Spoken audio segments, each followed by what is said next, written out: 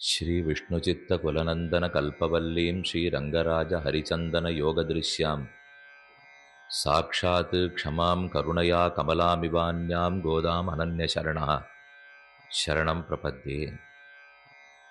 இந்த ஸ்லோகம் ஸ்ரீ வேதாந்த தேசிகன் ஆண்டாளுடைய திருவடிகளுக்கு சமர்ப்பித்தது. பூமி பிராட்டியினுடைய அவதாரமாக இப்பூவுலகத்திலே ஆண்டாள் பிறந்து சங்கத்தமிழ் மாலை 30 திருப்பாவை கொடுத்தாள்.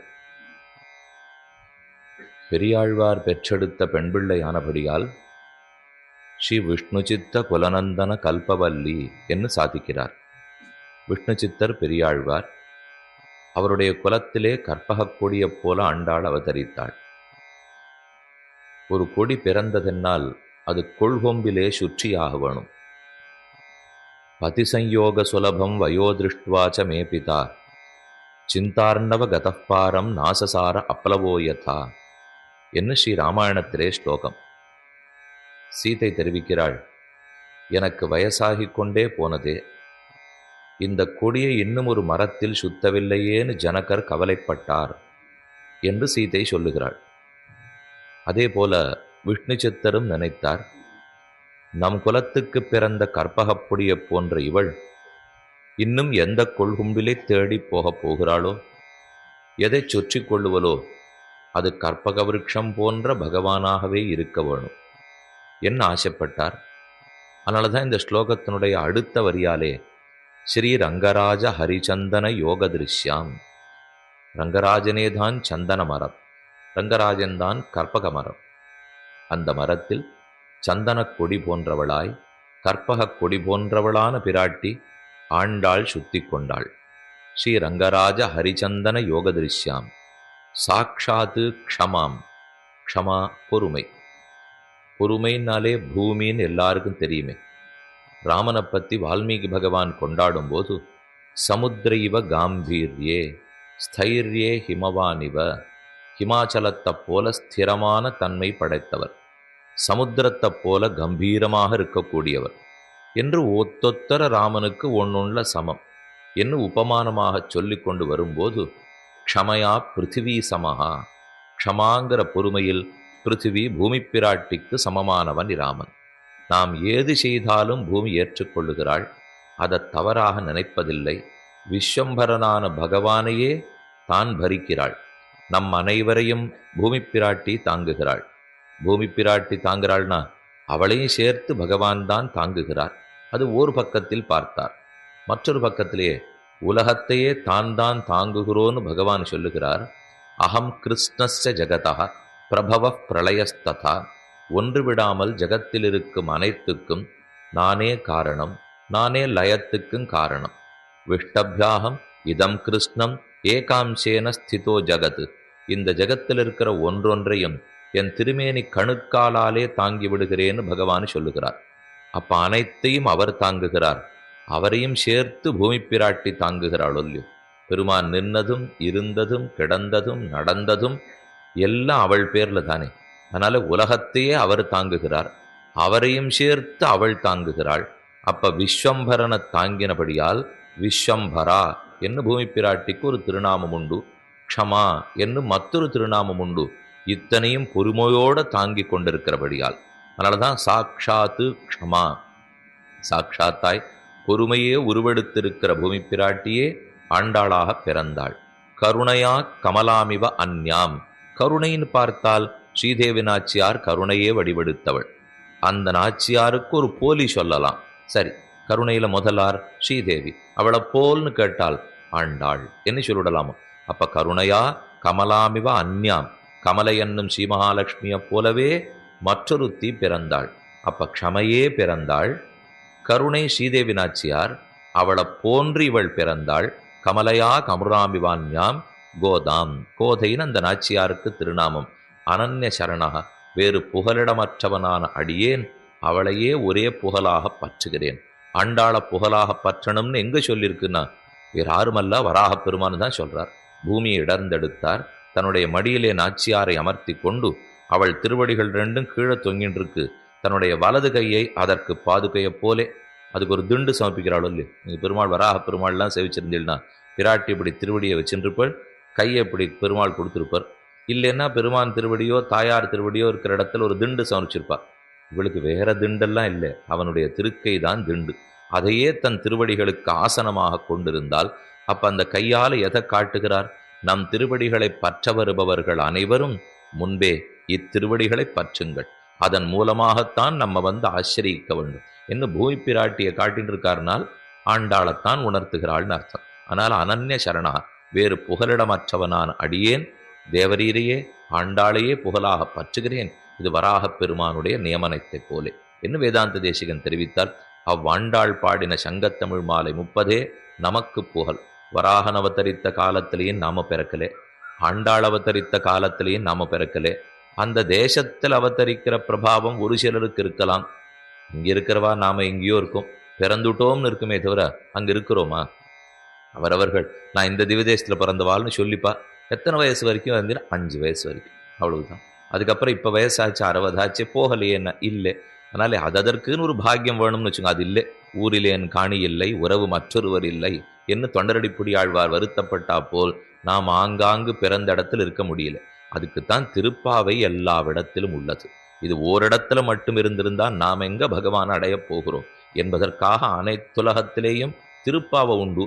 அந்த திருப்பாவையைத்தான் ஓரொரு நாளும் அனுபவிக்க வேணுங்கிறது நம் பூர்வர்கள் ஏற்படுத்தி வைத்தது. 30 தப்பாமே இங்கி பரிசுரைப்பார். தப்பாம பார்க்க வேண்டிய பாசுரத்தில் இன்றைய பாசுரம் 13வது பாசுரம். இப்பாசுரத்தாலே மற்றொரு பெண் பிள்ளையை எழுப்புகிறாள். கீழே நாம பார்த்ததில் 6ஆம் பாட்டு 7ஆம் பாட்டு 8ஆம் பாட்டு இந்த 3 பாசுரங்களிலேயும் விடிந்தமைக்கு அடையாளம் உண்டு. அதாவது புள்ளும் சிலம்பினகான், கீசி கீசென்னு, கீழ்வானம் வெள்ளன்னு இந்த 3 பாசுரங்களையும் விடிந்தமைக்கு அடையாளம் இருந்தது. அடுத்து தூமணி மாடத்து, நோத்துச் சுவர்க்கம், கற்றுக்கரவை, கனைத்திளங்கத்தெருமை இந்த 4 பாசுரங்களிலேயும் விடிந்ததற்கு அடையாளம் இல்லை. இப்ப மறுபடியும் உள்ளின்வாய் கீண்டானை இன்றைய பாசுரம், உங்கள் புழக்கடை தோட்டத்து வாவியுள் நாளைய பாசுரம், இந்த 2 பாசுரங்களிலேயும் விடிந்தமைக்கு அடையாளம் உண்டு. அப்ப 6, 7, 8, 13, 14 இந்த 5 பாசுரத்திலையும் விடிந்தமைக்கு அடையாளம் உள்ளது. 9, 10, 11, 12, 15 இந்த 5 பாசுரங்களிலேயும் விடிந்தமைக்கு அடையாளம் கிடையாது. இப்படி பிரிச்சுட்டாலும் இல்லை, 10 பாசுரங்கள் உள்ளன, 10ல் 5 அடையாளம் இருக்கு, 5ல் அடையாளம் இல்லைன்னா 5 மைந்து மரியாத மானிடரை வையம் சுமப்பதும் வம்புன்னு சொல்ற முடியும். அப்ப 5 பாசுரங்களாக பிரிக்க முடிய வேண்டும். எப்படி பிரிக்கலாம்னா முதல் 5 பாசுரங்கள் அவதாரிக்கை முன்னுரை 5 ஆச்சு. அடுத்தது 10 ஆச்சே. புள்ளும் சிலம்பினகான்லேருந்து எல்லை இளங்கிளிய வரை 10 பாசுரங்கள் ஆயிற்றே.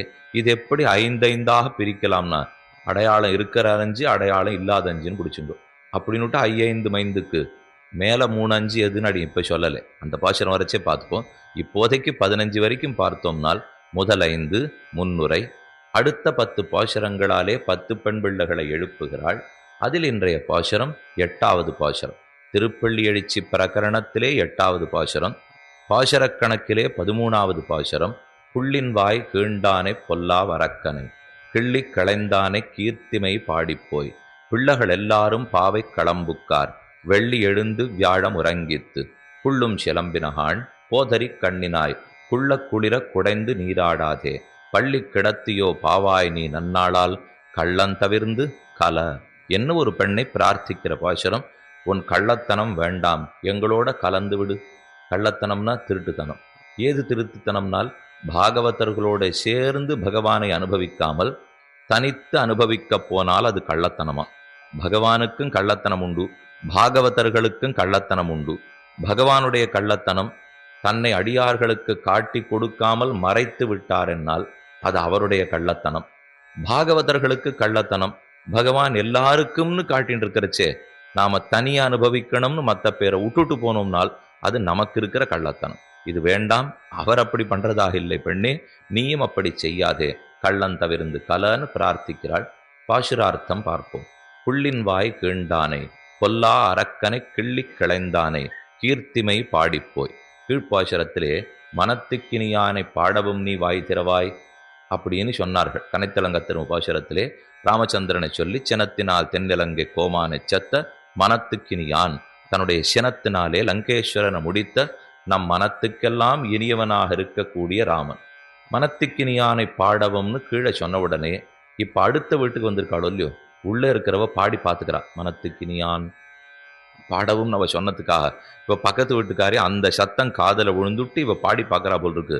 அப்ப அவன் நினைக்கிறாளாம், அது என்ன கண்ணன் பிறந்த கோகுலத்திலே வந்து மனத்துக்கினியான்னு ராமனை கொண்டாடுவது, நாம எழுந்திருக்க கூடாது அப்படின்னு உள்ள இருக்கிறவன் முடிவு பண்ணிட்டா. இது கண்ணனுக்குன்னு இருக்கிற ஊர், இங்க வந்து ராமன் ராமன் பாடின்னு தான் நாம எழுந்திருக்கலாமா அப்படிங்கிறதுக்காக அவள் பேசாமலே கிடக்க, அவளை சமாதானப்படுத்துறதுக்காக ஆண்டாள் தெரிவிக்கிறாள், புள்ளின் வாய் கீண்டானை பொல்லா அரக்கனை கிள்ளி களைந்தானே, நாம் கண்ணனையும் பாட வந்தோம் ராமனையும் பாட வந்தோம்.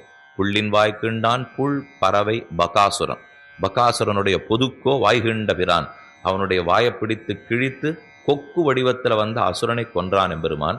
புள்ளின் வாய் கீண்டானே, கண்ணனை பாட வந்தோம். பொல்லாவரக்கனை கிள்ளி கிளைந்தானே, அந்த கண்ணனே தான் ராமன்கிறதுக்காக பாடி வச்சோம். பாட வந்தோம் அல்ல, பாடி வைத்தோம். என இதே கண்ணன் தான் முன்னாடி ராமனாக அவதரித்தார். பொல்லா வரக்கனை கிள்ளி கரைந்தானே, எப்படி ஒருத்தன் பகாசுரனை அவலீலையாக கொன்றானோ அதே போலத்தான் அவலீலையாக ராவணனையும் கொன்றான். பொல்லா வரக்கன் சீதையும் ராமனும் ஏகாந்தத்திலே எழுந்தருளியிருந்த போது அவர்களை பிரிக்க வந்தபடியால் பொல்லா வரக்கன் முன்பொலாவி ராவணன் தன் முதுமலிலங்க வேவித்துன்னு ஆழ்வார் தெரிவித்தாரோ இல்லையோ. ஏன் அவனுடைய பொல்லாமை சொல்லுகிறாள்? நல்ல அரக்கன் உண்டோ? பொல்லாவரக்கன்னு பாசுரத்தில் இருக்கேன்னா, நல்ல அரக்கன் விபீஷணன், பொல்லா அரக்கன் ராவணன். அரக்கனா இருக்கிறதே பொல்லாங்கல்ல, அரக்கர்களுக்குள் பொல்லாமை பெற்றிருப்பது பொல்லாங்கு. அரக்கர்களுக்குள்ளே நல்ல அரக்கர்கள் இருக்கலாமே. அசுரன்னாலே தீ அசுரன் அண்ண, அசுரன்னா பிரகலாதன் அசுரன் தான், ஆனா நல்லவசுரனாகத்தானே இருந்தான். அதே போல இங்கேயும் நல்லவர்களும் உண்டு தீயவர்களும் உண்டு. பொல்லா அரக்கனை கிள்ளி களைந்தானே, சீதையும் ராமனும் ஏகாந்தத்திலே இருக்கும்போது பிரித்தான். தைரியம் இருந்திருந்தால் அயோத்திக்கு போயன்னோ பிரித்திருக்க வேண்டும். கோழை அவர்கள் ஏதோ நாம பாட்டுக்கு நாட்டில் இருக்கிறத விட்டுட்டு காட்டில் இருக்கிற ரிஷிகளோடு கூடியிருக்கலாம்னு வந்திருக்கும் போது எவ்வளவு தைரியம் வழியிலே வந்து பிரித்திருப்பன். அதுவும் ராமன் அந்த இடத்துல இல்லாதிருக்கும் போது பிரித்தான் அல்லவா. ரொம்ப கேவலமான நடத்தை. அதனாலதான் பொல்லாவரக்கனை கிள்ளி களைந்தானே, அவனை கிள்ளி களைந்தான். பூச்சிப்பட்ட இலைய கிள்ளி எறிகிறா போலே ராமன் எரிந்து விட்டான். பண்ணது 7 நாட்கள், இரவு பகல் வேறுபாடு இல்லாத பெரிய யுத்தம். ஆனா அந்த யுத்தத்தை ஆண்டாள் ஒரே வார்த்தையில சுருக்கிவிட்டா, கிள்ளி களைந்தானே கீர்த்திம பாடி போய். பெரியவாச்சன்ல தெரிவித்தார், இப்படி கூடவா அவ்வளவு பெரிய யுத்தத்தை சொல்லணும்? இப்போ பெரிய யுத்தம்னு பாடி வச்சிருக்கூடாதா? என்ன வீரம் என்ன வீரம்னு கொண்டாடக்கூடாதான்னா. சாயங்கால வேளையில தோட்டத்துல ஒரு ராஜா உட்காண்டிருந்தார், கச்சேரி கேட்டிருந்தார், நாட்டியம் பார்த்திருந்தார், ராணிகள்லாம் பக்கத்துல இருந்தார், குழந்தைகளோட விளையாடிட்டு இருந்திருக்கார். அப்படியே என்னென்ன செடி கொடி வளர்ந்துருக்குன்னு பார்த்துன்னு வரச்சே ஒரு செடியில ஒரு இலையில பூச்சி பட்டிருந்தது. பூச்சியை கிள்ளி கீழே போட்டார். பக்கத்தில் இருந்த சேனாபதி மந்திரி எல்லாரும் பேரி வாத்தியத்தை எடுத்துன்னு வந்து, என்ன வீரம் என்ன வீரம், என்னமா இதை கிள்ளி போட்டுவிட்டார், என்ன சக்தி எங்க ராஜாவுக்கு நாரானு கொண்டாடுவார்களா? அந்த ராஜாவினுடைய சக்தியை பார்க்கச்சே இலைய பிச்சு போட்டது ஒரு வஸ்துவே அல்ல, அது ஒரு சமாச்சாரமே இல்லை. அதே போலத்தான் ஆண்டாளை பொறுத்தவரை ராமனுடைய வீரிய சௌரிய பராக்கிரமங்கள் அறிந்து வைத்திருந்தபடியால் இது ஒரு பொருட்டாகவே ஆண்டாள் மனசுல படாமல் கிள்ளி களைந்தானே கீர்த்திமை பாடிப்போய். அவனுக்கு வேணா ராவணனுக்கு பெரிய யுத்தமா இருந்திருக்கலாமே தவிர ராமபிரபாவத்தை பார்க்கும்போது இது யுத்தமே இல்லை. ஆகையாலே கிள்ளி களைந்தானே கீர்த்திமை பாடிப்போய். அவன் வீரத்தை பத்தி கீர்த்தனம் பண்ணுவதற்காக வந்தோம். ஆக புள்ளின் வாய் கீண்டானே பொல்லாவரக்கனை கிள்ளி களைந்தானே கீர்த்திம பாடிப்போய். ரசிகர் ஒருத்தர் அர்த்தம் தெரிவித்தார், மறைமுகமா மறுபடியும் முழுப்பாட்டிலையும் ராமனைத்தான்னா பாடுறா, கண்ணனை இல்லே, கீழே இருக்கிறவ கண்ணன் இல்லையங்கவே தான் இங்க புள்ளின் வாய் கண்டாயின்னு மாத்தினா. இப்ப இப்படி வச்சுப்போம், புல்லுங்கிறது பறவை ஜட்டாயு, புள்ளின் வாய் கீண்டானை பொல்லாவரக்கனை, ஜட்டாயுவை கொன்று முடித்தவனான ராவணன், பொல்லாவரக்கனை கிள்ளி கிளைந்தானே, ராவணனை கிள்ளி கிளைந்தானே, கண்ணனே இல்லையே. அப்ப புள்ளின் வாய் கீண்டானை பொல்லாவரக்கன் ராவணன், ராவணனை கிள்ளி கிளைந்தான் ராமன், மறுபடியும் ராமனே தான் இருக்காரு. என்ன இது வியாக்கியானத்தில் இல்லை, அதுக்குதான் ரசிகர் சொன்னார்னு சொன்னேன். புள்ளின் வாய் கீண்டானே பொல்லாவரக்கனை கிள்ளி கிளைந்தானே கீர்த்திமை பாடிப்போய். பிள்ளைகள் எல்லாரும் பாவை கிளம்புக்கார். நாழியாண்டே போற சொல்லிப்போ மாசம் பிறக்கும், பிறந்தது மார்கழின்னு நினைக்கிறதுக்குள்ள கிடுகிடுகிடுன்னு 13 நாள் ஓடி போச்சு பாருங்க. 13 நாள் ஓடித்துன்னு நினைக்கிறதுக்குள்ளே 2009 போயிடும், 10 போயிடும், வாழ்க்கையும் போயிடும். ஏதுன்னு நமக்கு அதிவேகமாக போகும். காலம் போற வேகத்தை பார்த்தால் இது இப்படி நாம் இப்பதானே ஏதோ குழந்தை பிறந்ததுன்னு நினைச்சோமேன்னா அதுக்கு கல்யாணம் ஆகிற வயசு வந்து நிற்கும். அந்த வேகத்துல பக்தி தான் வளர மாட்டேங்குது. மற்ற எல்லாம் அந்த வேகத்துல போறதே தவிர இது வளர்ற வேகத்துக்கு ஞானமும் பக்தியும் வளருமான்னு பார்த்தா அது இல்லையோ இல்லையோ.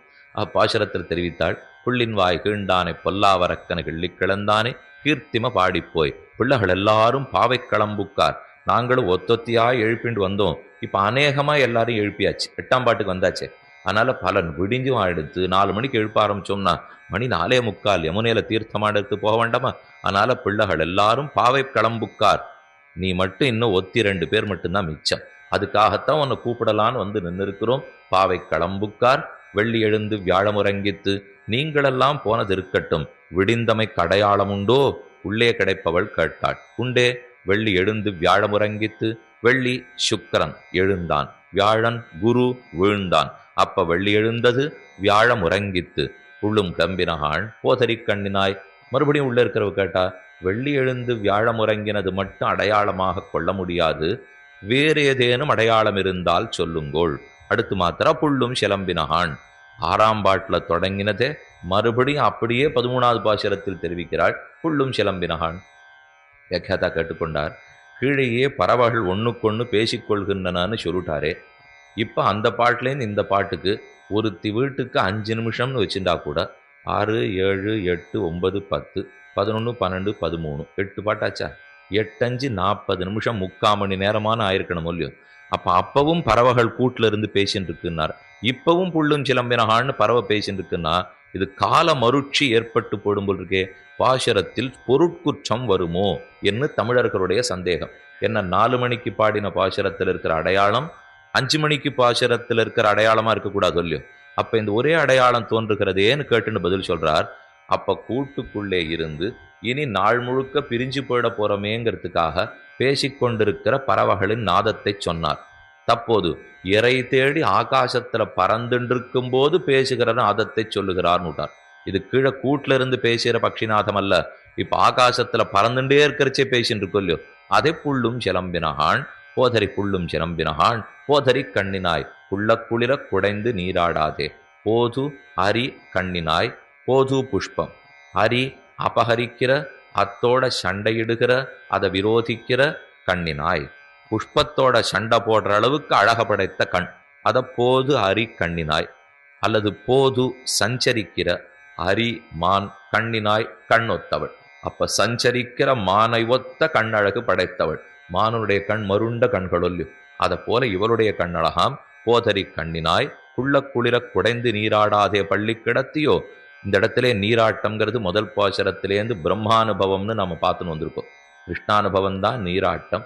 ஆக குள்ள குளிர குடைந்து நீராடாதே, கண்ணனிடத்திலே இறங்கி நன்கு அனுபவிக்காமல் பள்ளி கிடத்தியோ. நீ என்ன இந்த மாதிரி படுத்து தூங்கி கொண்டிருக்கிறாய்? யமுனை இறங்கி குள்ள குளிர குடைந்து நீராட வேண்டும். நீராடாதே பள்ளி கிடத்தியோ. அதை போல நன்கு தீர்த்தமாடாமல் நீ என்னத்துக்காக படுத்து உறங்கி இருக்கிறாய்? பள்ளி கிடத்தியோ பாவாய் நீ நன்னாளால் கள்ளன் தவிர்ந்து கல. நமக்கு நல்ல நாள் வாய்ச்சதே ஆச்சரியம். இத்தனை நாளும் நம்ம கண்ணனோட சேரவே கூடாதுன்னு தடுத்து வைத்திருந்தார்கள். இந்த மட்டுமான அவ அனுமதிச்சிருக்காளேன்னு நாங்க அவசர அவசரமா போயிட்டு இருக்கோம். இப்பதான் நீ எப்ப தூங்கலாம்னு நாள் பார்த்துருந்தியானா நன்னாள் அடிக்கடி கிடைக்காது. இந்நாள் அந்நாள் எந்நாள்னு தெரிவிக்கிற மொழியோ. நமக்குன்னு எப்பவாவது பக்தி வரும், அது அப்பவாவது தான். அப்பப்ப வரும், எப்போதும் வராது. எப்பவாவது பக்தி வரைச்சா அன்னைக்கு பார்த்து கை முடியல கால் முடியலன்னு உட்காந்துட்டோம்னு வச்சுங்க, அப்ப எங்கேயும் போக மாட்டோம், எந்த பக்தியும் வளராது. அதனால நன்னாள் சுலபத்தில் கிடைக்காது. அந்த வேலை கிடைச்சுடுத்துன்னா அப்போதே அத்தை நிறைவேற்றி விட வேண்டும். இதனாலதான் ஆச்சாரிய சமாசேனத்துக்கு எந்த நாளும் நட்சத்திரமும் திதியும் பொழுதும் பார்ப்பதே கிடையாது. இப்ப கல்யாணம் மங்கள காரியம்னு வச்சுருக்கோம். செவ்வாய்க்கிழமை நீ பண்ண போறதில்லை, சனிக்கிழமை பண்ண போறதில்லை, அட்டமி நோமி பண்ண போறதில்லை, இந்த மாதிரி நாட்கள் எல்லாம் பண்ண போறதில்லைன்னு வச்சுக்கோங்க. இதே ஆச்சாரிய சமாசனம் பண்ணிக்கணும்னு ஆசை. உபநயனத்துக்கு நல்ல நாள் நல்ல நேரம் பார்த்து தான் செய்கிறோம். ஆனா ஆச்சாரியனிடத்திலே பஞ்சசம்ஸ்காரம் பண்ணிக்கொள்வதற்கு போறோம் இல்லையோ, எப்ப போகலாம்? அந்நாள் நன்னாள். எப்ப ஆச்சாரியனை ஆசிரியிக்க வேணுங்கிற எண்ணம் ஏற்படுகிறதோ, எண்ணம் துளி மாறிப்போவதற்குள்ளாக சென்று வாய்ப்பை பயன்படுத்தி கொள்ள வேண்டும். எண்ணம் மாறிப்படுத்துனா அப்புறம் எப்ப வருமோ, சரி அடுத்தது வராதா அப்படின்னு விட்டுட்டோம்னா, வராதாங்கிறதுக்குள்ள உயிர் இருக்கணுமே, அதுன்னு ஆபத்து. கூறத்தாழ்வான் தன் சிஷ்யர்களுக்கெல்லாம் காலக்ஷேபம் சொல்லிக் கொள்ளுந்தார். அவர் துவயார்த்தத்தை உரைக்கப் போகிறார். திருமந்திரந்தயன் சரம ஸ்லோகம்ங்கிறது சம்பிரதாயத்தில் சிறந்த ரகசியார்த்தங்கள். இந்த மூணிலேயும் ஒருத்தனுக்கு பிரதிபத்தி வேண்டும். அவ்வர்த்தங்களை சிஷ்யாளுக்கு சொல்ல போறார். அப்ப நம்முடைய சிஷ்யர்களெல்லாம் உள்ளே இருக்கலாம், வேற்று சிஷ்யர்கள் ஆச்சாரியனிடத்துல போகலாம் என்று சொல்லிட்டார். என்ன, அவருடைய குமாரர் பராசர பட்டர் கோட்டியில் இருந்தார். ஆனா பட்டர் கூரத்தாழ்வானுடைய சிஷ்யர் அல்ல, எம்பாருடைய சிஷ்யர். ராமானுஜருடைய சிஷ்யர் கோவிந்த பெருமாள்ங்கிற எம்பார், எம்பாருடைய சிஷ்யர் ஸ்ரீ பராசர பட்டர். கோவிந்தாஹ்வான பாயினி ததாயத்த ஸ்வரூபாசா ஜியான்மத் விஸ்ரமஸ்தலின்னு சொல்லுகிறார்கள். ராமானுஜ பதச்சாயேன்னு பெயர் பெற்றவர் எம்பார். எம்பாருடைய பதச்சாயாகத்தான் பராசர பட்டர் இருந்தார். கூரத்தாழ்வான் அவருக்கு தகப்பனார். அவர் திருமேனியை கொடுத்தவர், ஆனா ஞானத்தை கொடுத்து பண்பாட்டை சொல்லி கொடுத்தவர் எம்பார். கூரத்தாழ்வான் ரகசியத்திரையார்த்தம் சொல்ல போறார். அதை அந்த ஆச்சாரனிடத்துல மட்டும்தான் கேட்டுக்க முடியும். ஓராண் வழியாய் உபதேசித்தார்னு சொல்லுகிறார்களோ இல்லையோ, இந்த சம்பிரதாயத்திலே ஓராண் வழி முறையில் 74 சிம்ஹாசனாதிபதிகளுக்குள்ள யார் வந்திருக்கிறார்களோ அவர்கள் வழிகளில் தான் நாம ரகசியத்திரையும் கேட்டுக்க முடியுமே தவிர, நீங்க ராமாயணம் மகாபாரதம் இது கேட்டேன் அது கேட்டேன் எதையும் யார்கிட்ட வேணா கேட்டுருக்கலாம். ஆனா இது இத்தனையும் சொல்றதுக்கு யோக்கியத்தை இருக்கிறவனுக்கு ரகசியத்திரைய உபதேசத்துக்கு யோக்கியதை கிடையாது. சம்சார நிவர்த்தகமான பெரிய திருமந்திரத்தை நேரே உபதேசிப்பவன் ஆச்சாரியன் என்னப்படுகிறான். திருமந்திரத்தையும் துவயத்தையும் சரம ஸ்லோகத்தையும் யார் உபதேசிக்கிறாரோ அவர் ஆச்சாரியர். அவர் தான் சம்ஸ்காரம் பஞ்சசம்ஸ்காரம் பண்ண தகுதி படைத்த ஆச்சாரியர். கூரத்தாழ்வான் தம் பிள்ளைக்கு ரகசியத்திரயத்தை சொல்லலாமான்னு சந்தேகம் வந்து, இல்லை இல்லை நீர் போய் உன் ஆச்சார இடத்துல கேட்டுக்கும் அப்படின்னு சொல்லவே அவர் எழுந்திருந்துட்டார். வெளியில போயிட்டார். வெளியில போயிட்டார்னு உடனே கூரத்தாழ்வான் மறுபடியும் கூப்பிடுறார். இல்லை பட்டரை திருப்பி கூப்பிடு. பட்டர் திரும்ப வந்தார். வந்த உடனே உட்காரும், நானே உமக்கு சொல்லிவிடுறேன்னார். சரி உட்கார்றேன்னார். உட்கார்ந்தார். கேட்டுட்டார். நாம இருந்தா முதல் கேள்வி என்ன தெரியுமா கேட்டிருப்போம்? என்ன நீர் பாட்டுக்கு போன்னு என்னமோ போக சொன்னீர், இப்போ வான்னா வர சொல்லுகிறீர், நீர் போனா போறதுக்கும் வாரனா வரத்துக்கும் வச்ச ஆளா? அடுத்த கேள்வி கேட்போம் இல்லையோ, வச்ச ஆளுங்கிற எண்ணம் அப்போ வரலேன்னு அர்த்தம். பகவானை பொறுத்த வரைக்கும் ஆச்சாரியனை பொறுத்த வரைக்கும் அவர்கள் வைத்த ஆள்தாம் நாம். அவர்கள் ஏதோ பார்த்து அர்த்தத்தை கொடுக்குற ஆள்லான்னு சொன்னா நமக்கு ஒன்று அந்த அர்த்தத்துக்கு யோக்கியதை கிடையாது. இருந்தாலும் கொடுக்கிறார்களேன்னு பக்தி ஸ்ரத்தையோட பெற்றுக்கொள்ள வேண்டும். பட்டர் ஒரு வார்த்தை கேட்கவில்லை. ஆழ்வான் உடனே அவரை பார்த்து தெரிவித்தாரான், அங்கேயே எம்பாரிடத்திலேயே நான் அனுப்பிச்சிருப்பேன், நீ அங்கதான் கத்துக்கிறது தான் நியாயம். ஆனா ஏன் தெரியுமா கூப்பிட்டேன்? நீ இந்த திருமாளிகையிலேருந்து அந்த மഠத்துக்கு போவதற்குள்ளாக உன் உயிர் இருக்குமாங்கிறது தெரியாது. மின்னின் நிலையில மண்ணுயிர் ஆக்காள் என்னிடத்திர உள்ளுமின் நீரேன்னு ஆழ்வார் சாதித்தார். மின்னலை போல அஸ்திரம் மொத்த இடத்துல பேசிகிட்டே இருப்போம். நம்ம திரும்புறதுக்குள்ள அவர் உழுந்துடுறார். இப்பதானே சுவாமி பேசினார்னா, இந்த இப்போ நேத்தி தானே போன மாசம் தானேங்கிறதுக்கெல்லாம் அர்த்தமே கிடையாது. போன மாசம் அவர்கிட்ட பேசியிருந்தேனேனும் போன நிமிஷம் பேசியிருந்தவனே காணும். அதற்கப்புறம் போன மாசத்துக்கும் போன வருஷத்துக்கு எங்க போறதப்போ?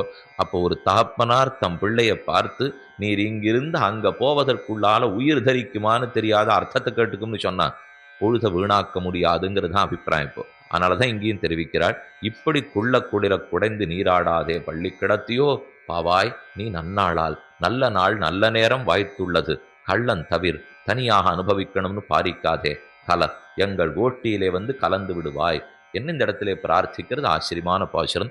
ஆக இன்னைக்கு பாசுரத்தில் போதரி கண்ணினாயின்னு கண்ணழகு படைத்தவளை கூப்பிட்டாள்.